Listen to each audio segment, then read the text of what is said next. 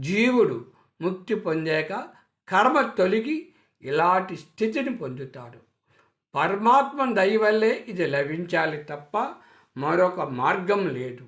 అయినా దేహం లేనివాడు అంటే మన వంటి మురికి స్రవించే పాంచ భౌతిక దేహం కాదు. ఆయనది పంచ దివ్యమంగళ విగ్రహం, రోగాలు వ్యాధులు అంటని శరీరం. పేగులు నరాలు ఉండే దేహం కాదు. కనుక ఆయన దేహం పాపపుణ్యాలకు అతీతమైనది. పరమాత్మ తత్వాన్ని ఎవడైతే గుర్తిస్తాడో వాడు అట్లాంటి స్థితినే పొందుతాడు. వాడు వాస్తవాన్ని ఉన్నది ఉన్నట్లు దర్శించగలుగుతాడు. కర్మ తొలగుతుంది కాబట్టి అట్లాంటి స్థితి ఏర్పడుతుంది. కర్మ వల్ల ఏర్పడే శరీర